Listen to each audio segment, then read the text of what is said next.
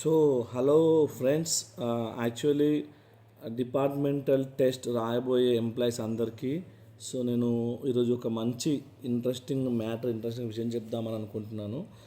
చాలామంది paper code 8 pass అవ్వడానికి చాలా ఇబ్బంది పడుతుంటారు, చాలాసార్లు అటెంప్ట్ చేసి ఉంటారు. ఆల్మోస్ట్ నేను నా సర్వీస్లో ఇప్పటికైతే ఎప్పుడు అటెంప్ట్ చేయలేదు. యాక్చువల్లీ ఏంటంటే చాలామంది మనకి యాక్చువల్గా ఏంటంటే చాలామంది రూల్ రూల్ అంటే రివైజ్డ్ పెన్షన్ రూల్స్ కానీ రివైజ్డ్ పెన్షన్ రూల్స్కు సంబంధించిన బేర్ యాక్ట్ దాంట్లో ఉన్న ఆ టెక్స్ట్ బుక్లో ఏంటంటే ఏపీకి తెలంగాణకు సంబంధించిన క్వశ్చన్స్ ఆ బుక్లోనే ఉంటాయి, కానీ రూల్ ఎతకడానికి చాలా ఇబ్బంది పడిపోతుంటారు అనమాట. నేను కూడా మొదట్లో చాలా ఇబ్బంది పడ్డాను. తర్వాత ఎగ్జామ్స్ రాసినప్పుడు నాకు వెంటనే స్ట్రైక్ అయింది మైండ్లో ఏంటంటే, మనం ఒక చిన్న ట్రిక్ తోటి ఆ ఎగ్జామ్ వచ్చిన క్వశ్చన్లో కీ పాయింట్ని బట్టి వెతకాలి అని నాకు అర్థమైందనమాట. ఇప్పుడు అది ఏంటి, మీకు తెలుస్తుంది అనేది నేను ఒకసారి చెప్తాను, మీకు ఎక్స్ప్లెయిన్ చేస్తాను. ఇప్పుడు మనకిది revised pension rules 1980 bare act code 8 అనమాట. ఇది bare act text book. Rules వచ్చేసి without commentary relating to the states of Andhra Pradesh and Telangana. దీంట్లో మనకి పేజీలు అంటే మొదటి 10 పేజీలు మనకు అనవసరం అనమాట. మనం ఓపెన్ చేయాల్సిందంటే కంటెంట్స్ అంటే ఇండెక్స్ ఓపెన్ చేయాలి. మనం ఫస్ట్ ఇండెక్స్ ఓపెన్ చేసి ఇండెక్స్లో అసలు ఏమున్నాయి అని మొత్తం ఇవన్నీ చదువుకుంటూ వెళ్ళాలన్నమాట. మీకు ఎలా అంటే మీకు చెప్తాను, కొంచెం చూపిస్తాను చూడండి. మీకు ఇక్కడ కంటెంట్లో ఇక్కడ ఇవన్నీ ఏం సబ్జెక్టులు ఉన్నాయని చూడాలి. ఇక్కడ ఈ సబ్జెక్ట్లో ఇవంతా సబ్జెక్టు. ఈ సబ్జెక్ట్లో మనం ఫస్ట్ ఒకసారి చదువుకున్నట్టయితే ఇక్కడ ఇది రూల్ 1 రూల్ అని ఉంది కదా, ఇది రూల్, ఇది సబ్జెక్ట్, ఇది పేజ్ కదా, ఇది రూల్ అన్నమాట. యాక్చువల్లీ ఇదే రూలు అంటే మన క్వశ్చన్ పేపర్లో ఏదైతే అడుగుతాడో ఏ రూల్ ప్రకారం ఇది చేయొచ్చు అది చేయొచ్చు, ఇది ఏ రూల్ ప్రకారం regulation of claims to pension or family pension అని, లేకపోతే pension subject to future good conduct అని, లేకపోతే counting of service as apprentice అని, లేకపోతే counting of service on contract అని ఏ క్వశ్చన్లో అయితే అడుగుతాడో అది ఏ రూల్లో ఉంది అని అడుగుతాడు కదా, ఆ రూల్ అనేది ఇక్కడే ఉంటుంది, మనకు ఇండెక్స్లోనే ఉంటుంది, కంటెంట్లోనే ఉంటుంది అనమాట. మనం అది తెలియకుండా బుక్ మొత్తం పేజెస్ ఓపెన్ చేసి ఎత్తుతుంటాం, ఎక్కడ దొరుకుతుంది. అట్లా కాకుండా క్వశ్చన్ని మనం ఒకసారి చదివి దాంట్లో కీ పాయింట్ ఏది. ఫర్ ఎగ్జాంపుల్ నేను చెప్తాను. ఇప్పుడు మీకు లాస్ట్ ఇయర్ క్వశ్చన్ పేపర్లో ఒక క్వశ్చన్ ఏంటంటే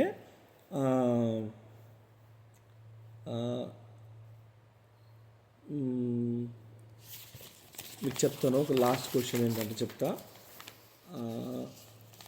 whether the authority competent to pass an order to withhold the pension is the government, the dash shall be consulted before the order is passed. అంటే competent అథారిటీని ఎవరిని అడగాలి ఏదన్నా పెన్షన్ది మనం పాస్ చేసేటప్పుడు అని అంటున్నాం. దానికి మనం అడిగినప్పుడు టీజీ పబ్లిక్ సర్వీస్ కమిషన్ అని, బ్యాంక్ అథారిటీస్ అని, అకౌంటెంట్ జనరల్ అని, డిస్ట్రిక్ట్ ట్రెజరీ ఆఫీసర్ అని 4 ఆప్షన్లు ఇచ్చాడనమాట. ఇప్పుడు దీంట్లో ఏంటంటే దీంట్లో కీ పాయింట్ ఏంటి, ఆ పెన్షన్ అనేది పాస్ చేయడానికి ఎవరి పర్మిషన్ తీసుకోవాలి, ఎవరు ఆర్డర్స్ ఇవ్వాలి అని అడుగుతున్నాడు. దాంట్లో మనకు టీజీ పబ్లిక్ సర్వీస్ కమిషన్ అంటే టీఎస్పీఎస్సీ కానీ, బ్యాంక్ అథారిటీస్ కానీ, డిస్ట్రిక్ట్ ట్రెజరీ ఆఫీసర్ కానీ వీళ్ళెవరు మనకు పర్మిషన్ అనేది అధికారాలు వాళ్ళు ఇవ్వడానికి వాళ్ళకి లేవు. వాళ్ళకు ఎవరికి పర్మిషన్ ఉంటుంది అన్నప్పుడు మనకిక్కడ గవర్నమెంట్, అకౌంటెంట్ జనరల్కి అంటే ఏజీకి, ఓకేనా.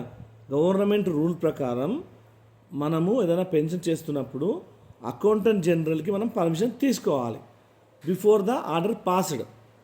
ఇది తర్వాత ఇంకోటి ఏంటంటే మీకు సింపుల్గా చెప్తాను. ఏమంటానంటే dash of revised pension rules 1980 refers to commercial employment after retirement. ఇక్కడ ఏమనంటే dash of revised pension rules 1980 refers to commercial employment after retirement. So ఇక్కడ మనకు కీ పాయింట్ ఏంది ఒకసారి మీరు ఇక్కడ వీడియో ఆపి పాజ్ చేసి ఒకసారి మీరు గమనించండి. కీ పాయింట్ ఏంటి?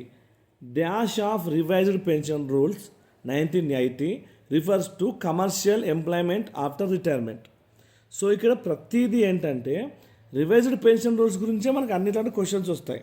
అంటే రివైజ్డ్ పెన్షన్ రూల్స్ అనేది మెయిన్ సబ్జెక్ట్, దాంట్లో సబ్జెక్ట్ వచ్చి ఏంటంటే కమర్షియల్ ఎంప్లాయ్మెంట్ అనేది దీంట్లో కీవర్డ్ అనమాట. సో ఈ కమర్షియల్ ఎంప్లాయ్మెంట్ అనేది మనము రివైజ్డ్ పెన్షన్ రూల్స్, ఈ కంటెంట్లో రివైజ్డ్ పెన్షన్ రూల్స్ మనకి ఎక్కడ ఉన్నాయి? దీంట్లో మనకు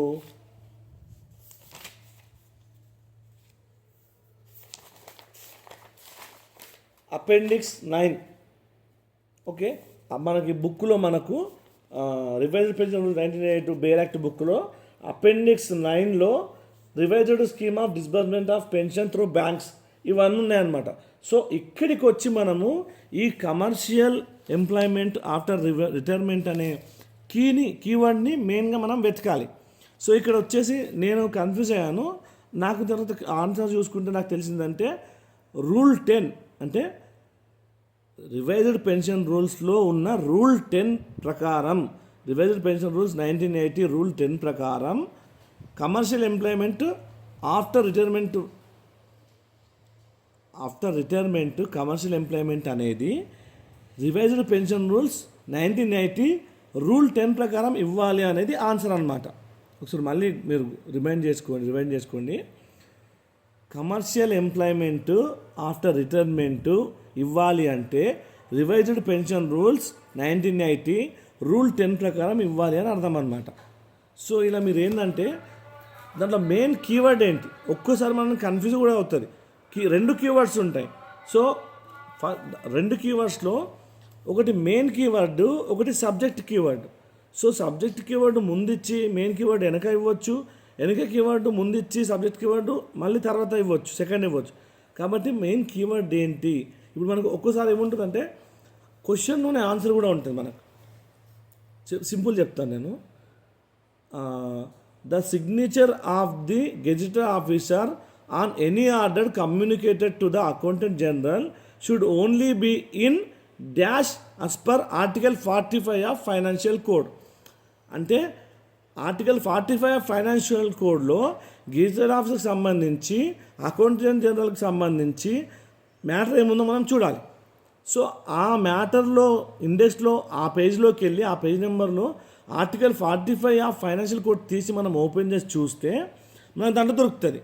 సో ఫెసిమైల్ సిగ్నేచర్ మాత్రమే ఆర్టికల్ 45 ఫైనాన్షియల్ కోడ్ ప్రకారం గెజెట్ ఆఫీసర్ సైన్ చేసి అకౌంటెంట్ జనరల్కి పంపించాలన్నమాట. ఇది మెయిన్గా దాంట్లో ఉన్న కీవర్డ్. దీంట్లో ఉన్న కీవర్డ్ ఏంటి? ఆర్టికల్ 45 ఆఫ్ ఫైనాన్షియల్ కోడ్ అనేది మెయిన్ కీవర్డ్. ఇదే మనం బుక్లో వెతకాలి. అంతే తప్ప గెజెట్ ఆఫీసరా, సంతకమా, అకౌంటెంట్ జనరలా ఇది ఎత్తుకోవద్దు అనమాట. ఇట్లా వెతికితే మీకు ఆన్సర్ దొరకదు, లేట్ అవుతుంది.